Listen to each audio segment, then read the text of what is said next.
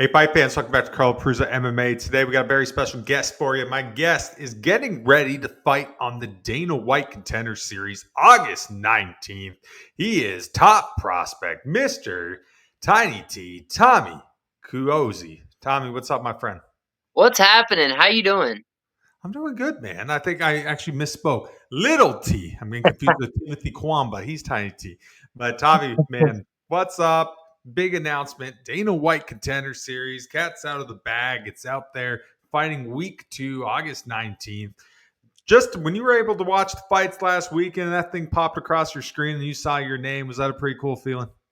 Let me tell you, I was sent that by my mom, and I was like, "That's so cool!" Like that's so awesome that my name was on ESPN, and not only ESPN but a UFC card. That's so cool.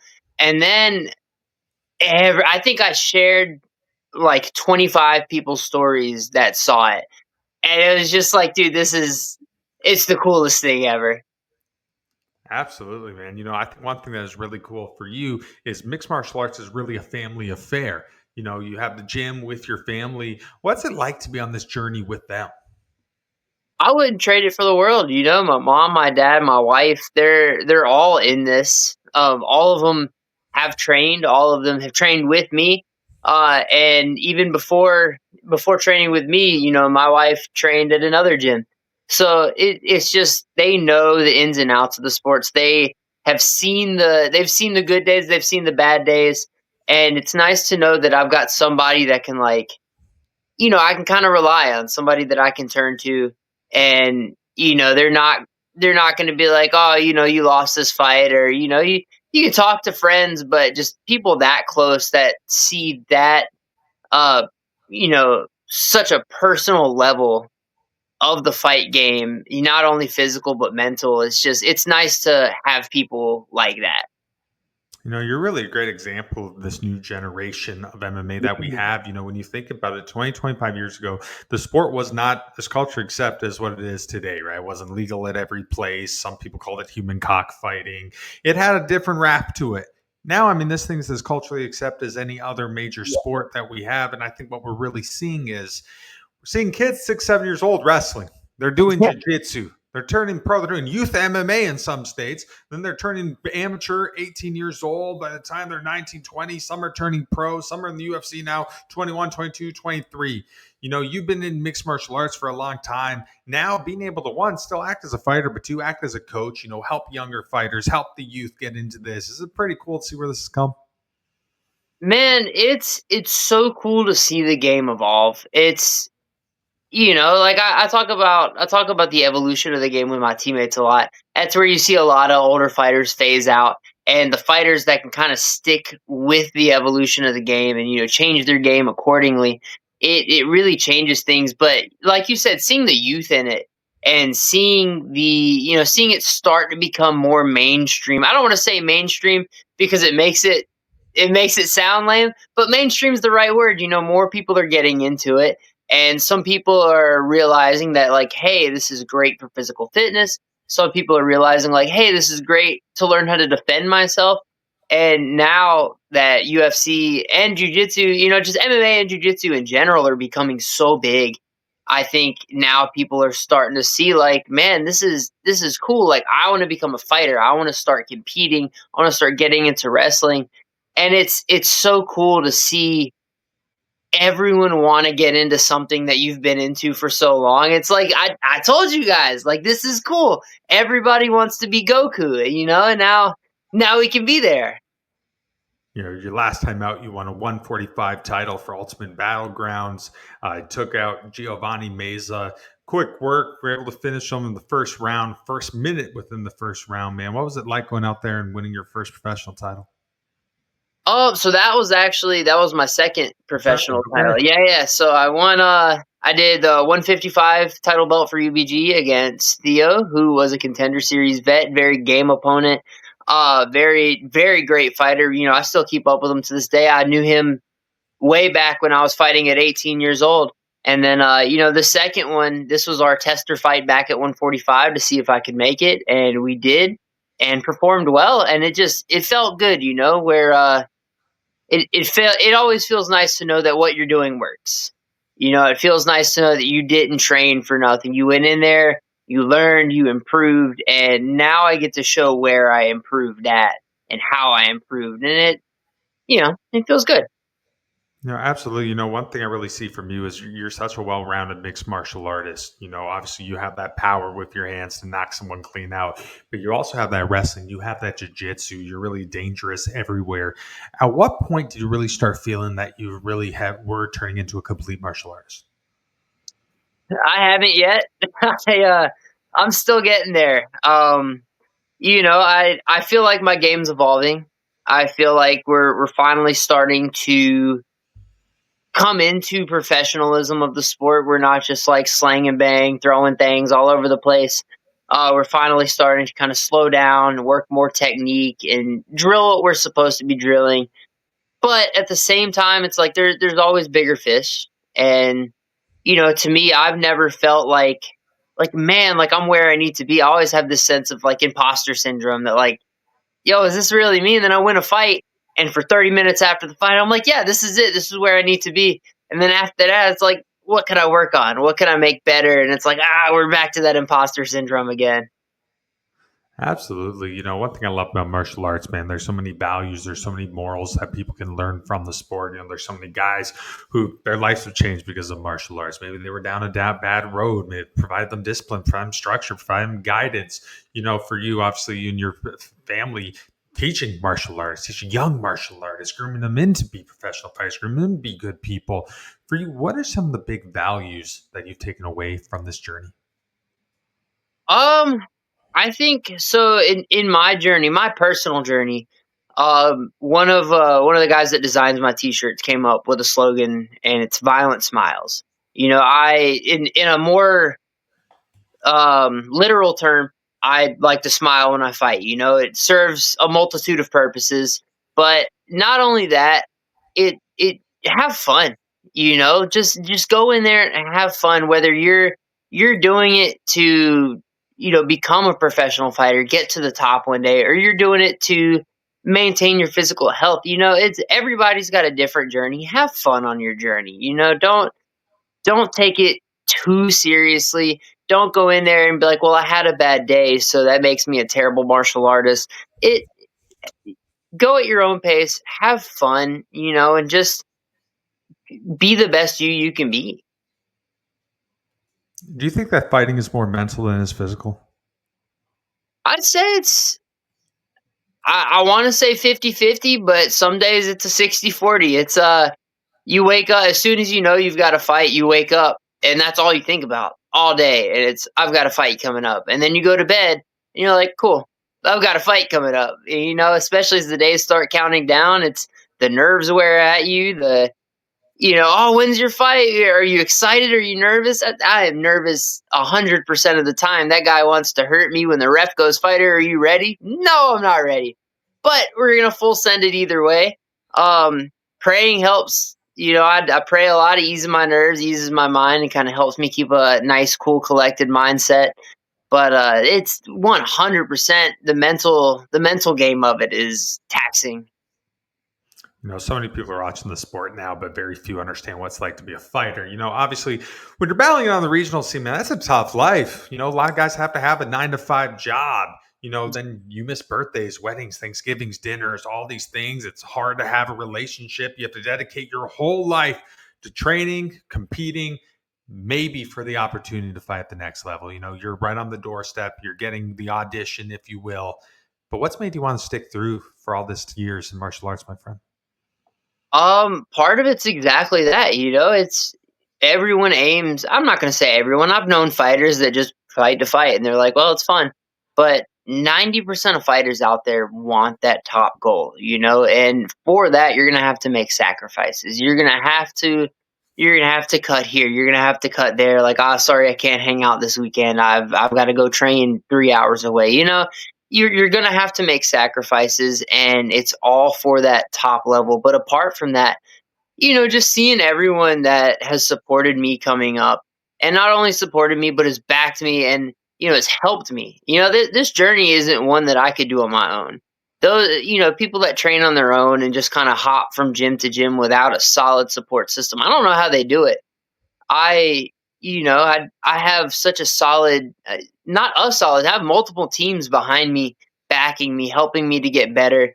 And, it's kind of all you can tell like they're doing this. I'm not gonna say they're doing this for me. They're not waking up with like me on their minds.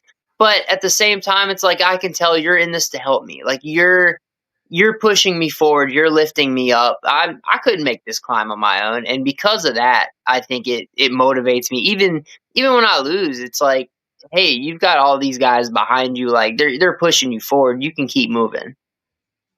Where were you when you got the phone call that you were going to be fighting on the Contender? I was on my honeymoon in Japan. It was right around midnight. I think a little after midnight. I was scrolling on my phone and I got a text from my mom. Actually, it was a screenshot from my manager, Derek Brunson, who he was like, "Hey, we got an opponent." I was like, "Sick." I'm nervous now, but it's weird. I stayed up for like an extra hour, 2 hours researching this guy. So you're fighting Ramiro Jimenez here, top undefeated prospect overall. What do you think of him as an opponent? Great opponent, great fighter. I'm never one for trash talking at all. I'm not going to sit here and do the whole WWE like I'm going to beat him type deal. Both of us want to win. You ask me what I want out of this fight, it's to win. You ask him, it's to win, and we're both going in there with that ideology. But he's good everywhere. He's a great striker, great grappler, wrestler. He's really going to test me, I think, and I think this is the fight. This will be the hardest fight that I've ever had. When I saw this one, I got really excited because when you look at both of your guys' records, you can just see the well-rounded. You don't need to be a genius even to watch your fight. You can see it by paper of how well-rounded both of you guys are. And then when you watch you guys fight, it's a lot of pushing pace. It's a lot of going forward. It's a lot of looking for the finish at all times. We're doing this in a smaller cage in the Apex. Does this just scream fireworks all over this?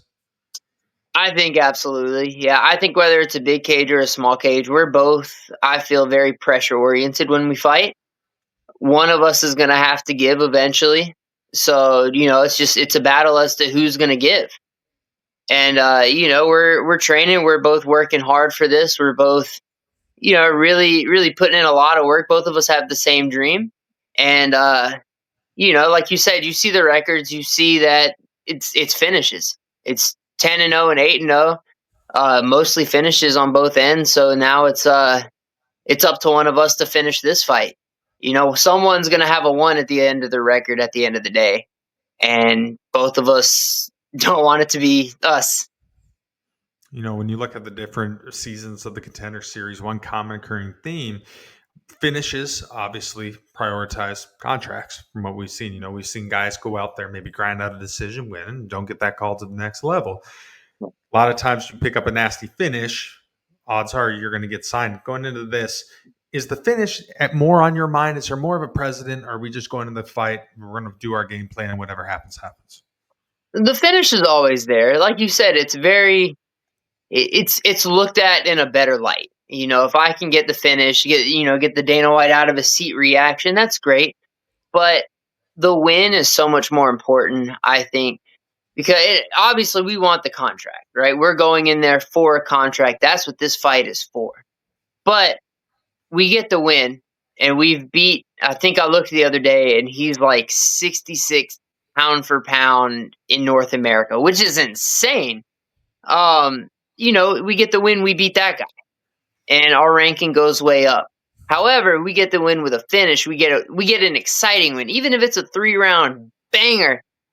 We get a contract. So we're definitely we're chasing the finish, but at the same time, like you said, we're gonna game plan, we're gonna fight smart, and we're not gonna rush into anything stupid, or at least I hope not to.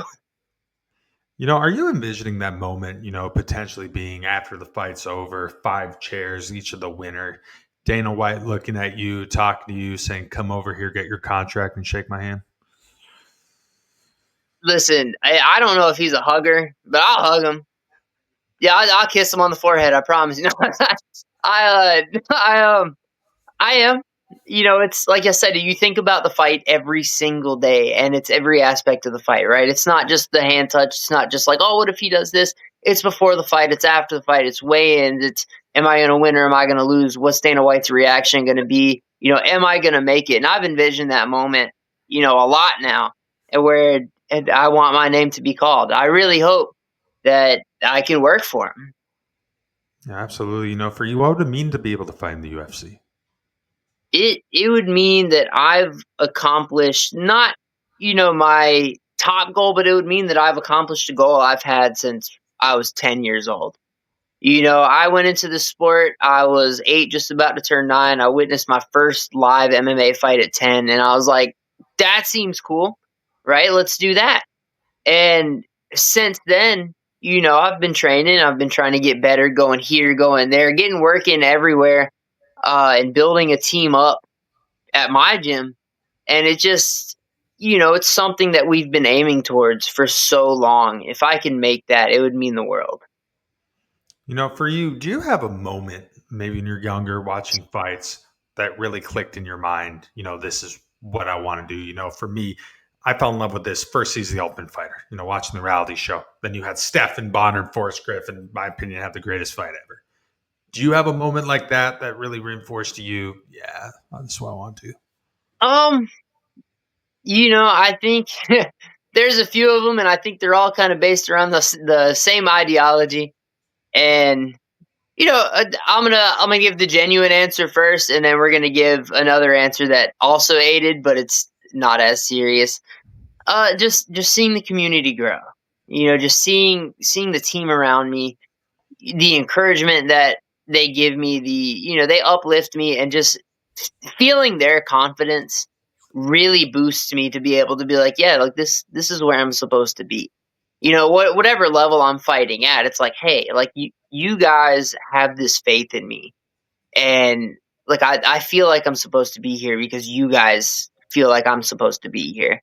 And then the not so serious answer, um, my fourth fight was a junior title fight. I broke my jaw in that fight, and I figured at that fight, at that point, I won. Thankfully, super tough opponent. We still keep in touch with each other to this day. We hype each other up here and there. But I think after that, I realized, like, hey, man, like if you had any hopes of modeling, it's over. So you might as well. If you're gonna be ugly, fight, right? Like don't be ugly and not know how to fight. Like that those two don't mix. You see the ears, my ear modeling career is over. So I'm not gonna have ears like this and not fight. You know what I mean? You just talked about the growth of MMA within the community itself. And, I think a big part of that are smaller gyms like the one you and your family own. Obviously being able to take this into an environment, take this into a community and show people what it is. And it's like, this isn't all, you don't have to fight. This is a great workout. This is a great place, good camaraderie. It's a good place to learn morals, discipline, all these different great values that MMA possess. Since the announcement, are you guys feeling more of a buzz at the gym? Have you felt any notice since then?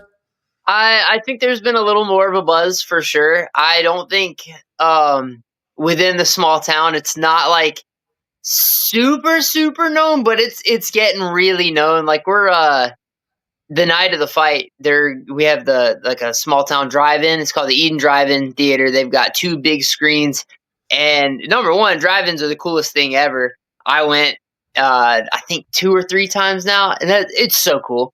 But apart from that, they're actually going to live stream my fight, and they're going to do it on both streams or both screens. And dude, it's the coolest thing. I feel like I have such a community backing me, and now more of them are starting to come in.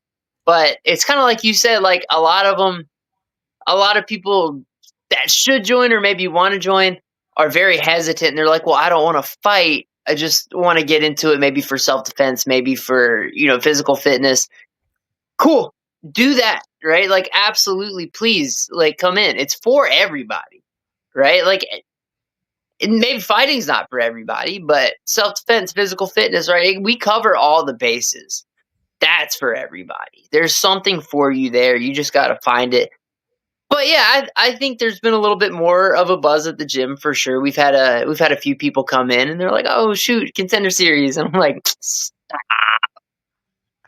When you look at, I guess, if you will, a map of the United States, you can pick out your different hot pockets for MMA. Obviously, California is huge with it. Florida's a big scene. You got Colorado, you got Boston.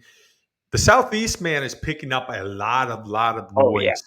I mean, you're seeing a lot of guys from, the Southeast United States. Obviously, Derek Brunson had a really big run, but now you're seeing the Malcolm Wellmakers, Cody Brundages, Cody Durdens, Brian Battles, Keith Richards still doing his thing. I mean, you look at the regional scene, you see Shamik Harvey, you got Brandon Holmes, you got Colin Godbout, you got these guys that are killing it on the regional scene. Obviously, yourself is in that mix as well.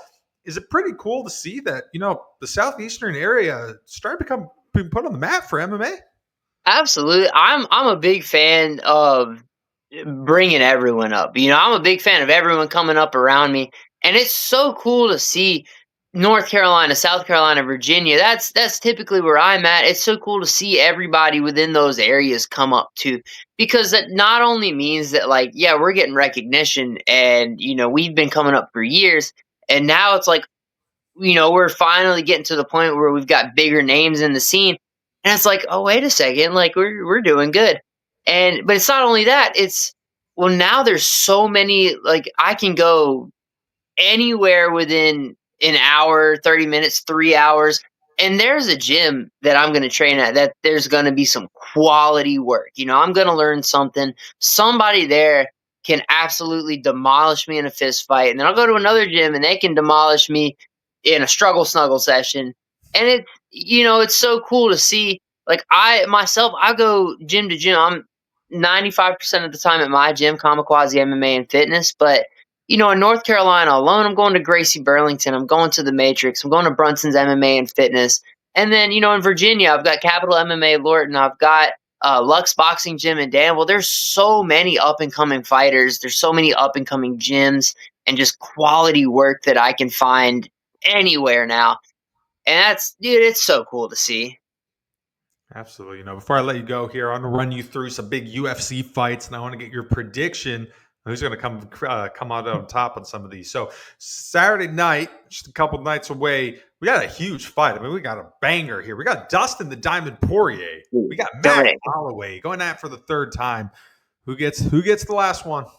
Dude, don't make me tear up.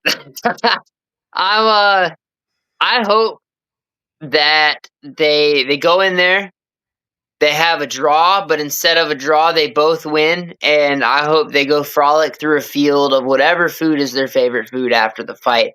But in a more realistic sense, it's just, I feel like Max Holloway's evolved with the game a little bit better than Dustin Poirier. Just a little bit. Dustin Poirier is still evolved with the game, and he's relevant. He's absolutely relevant. And I'm not saying there is zero chance he's going to win. It's like a 51-49 for me. And dude, I don't know. I'm not I don't get emotional, but it's cool, from the outside going like, man, he's put his whole life into this. He deserves this happy retirement. Now we got a big one, middleweight contest here. After that one, we got Rainier de Ritter. He's fighting the Reaper, Robert Whitaker. Who wins that one? Oh, that's hard. I I think Whitaker fights so smart. I think his power's there. I think, just in terms of his ability to sit back and comprehend a fight, I don't know that it's going to be able to be matched. I think I'm going to go with Whitaker on that one. Sticking in the same weight class, we got a championship bout in that same division. We got Dricus du Plessis defending that strap against Hazmat Shemaev. Dude, I got to start by saying I absolutely love the Instagram comments that, because Dricus has a very unique fighting style, and he's the champ for a reason, right? Like, he's good. He's got the belt. He's good. He's got such a unique fighting style. Every comment that I see is like Dricus du Plessis wins by big piano falling from the ceiling, or like he wins by getting knocked out and then walking into the cage with a sign that says, "I'm glad I'm not that guy." Very Looney Tunesy type wins. Um, However, I think Hamzat's gonna win. I feel like there's not a lot of people who can match his skill set in that division. All right, we got our last one. We got Gian Silva. He's fighting Diego Lopez. Fireworks first and foremost. Amazing fight. Um, Man, that's another one I'm torn on because I'm a big Diego Lopez fan, and they both love to scrap. John Silva's just I don't know if he's gonna quite again, this is another 51-49. It's gonna be a scrap, and it's gonna be either a first round knockout or submission, or it's gonna be just a banger of a fight either way. I think I'm gonna lean towards Diego Lopez on this one. We just mentioned some of the biggest names in the sport. I mean, these are huge, huge fights. When you watch this stuff, man, when you see the big names, you feed off of it. Do you get some motivation from them? Absolutely. I dream of the day that I'm gonna be at their level. I hope that one day I can be, and I think when I am at their level, and if I ever were to fight, Diego Lopez or Gian Silva, I think I'd lay on my stomach with my hands like this and kick my feet up at the press conference. Like I'd be fangirling the whole time. But it's now they're my goal, right? Like my first goal was to, dominate the regional scene. And then it was to become pro. And then it was, just to become the best fighter it can be. And now we're here. So I constantly set a goal higher. And now they're my goal, right? So I have to get even or above them. And then we set another goal. There's so many different analogies you can use to describe the journey of being a professional fighter. A lot of people say it's like a roller coaster because of all the highs and the lows. Lyoto Machida once told me his analogy for it, and I think it's the best thing ever. So he says there's 3 stages of being a fighter. 1, you build. 2, you conquer. And 3, you share. On August 19th, do you begin the conquer stage? You know what, I'm hoping so. Like I said, I never like to make predictions. Yeah, anything can happen in a fight. I can run and get knocked out in 5 seconds. But regardless, we're training to be in that conqueror stage. We're training to get there, and we're gonna do everything that we can. Like I said, I'm either gonna get knocked out in 5 seconds, or I'm gonna give him the absolute fight of his life. And I know he's going to do the same thing to me, but we're hoping to get to that conqueror stage. And, we're hoping to share. I think there's like 20 or 30 people maybe coming to Vegas with me. And they all know they're not going to be able to make it in to watch the fights, but they're coming and we're going to hang out afterwards and eat some pizza. And they're there to support me. And it feels like we're sharing already. And it's nice. All right, Tommy. Last question for you, my friend. I know you don't like predictions, but in a perfect world, on August 19th, what's the situation when you take on Ramiro Jimenez in the Dana White Contender Series? In a perfect world, I finish the fight. Like you said, I don't like predictions. I don't want to be like, yeah, I'm going to do this and this and this. In a perfect world, I find a finish wherever that is, whatever round that is. We're training for a 10-round war. So if it goes 3 rounds, cool. We got 7 more in the parking lot if we need to. But shout out to Corbin the Battle Bro for that, by the way. But regardless, um, you know, our dream is to finish, right? Dana White, I want him to stand up out of his seat, give us a round of applause. I want to look at him and know that I'm going to get a nice shiny white piece of paper after my fight. I don't even want to sit there in anticipation like, am I going to get it? Like, I want to know after the fight. I want to look over and be like, that's the face of somebody who's giving out a contract. I kind of lied. Got to throw one more in there at you. With a win, getting a contract, what would that mean to celebrate it with your dad, with your father?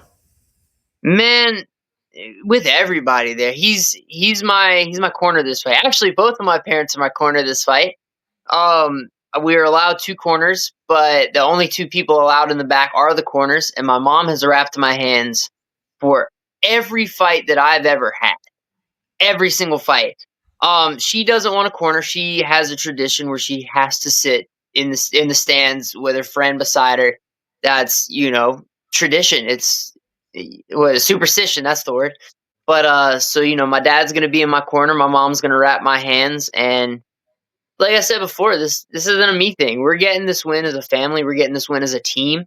And it means the world to have everybody there with me and just to know that that level of support is sorry, I had a hiccup there. I'm not getting emotional, I promise. To know that that level of support is there, especially those two. My wife's going to be in the stands. It's going to be it's going to be beautiful. Absolutely. Well, hey, Tommy, man, thank you so much for taking a little time out of training camp here. I know lots going on right now, but really appreciate you taking the time and can't wait to watch this fight, man. It's going to be a banger. Thank you so much. I really appreciate you taking the time. I'm excited to fight. You guys tune in on August 19th for the second week of Dana White's Contender Series. Watch me throw some hands and hopefully not get punched in the face too much. Absolutely. Well, that's it for us tonight. Ladies and gentlemen, I'm Carl Prisley. He's Mr. Tommy Cuozzi. Watch him August 19th, week 2, Dana White Contender Series. Taking on Ramiro Jimenez. Take it easy, fight fans.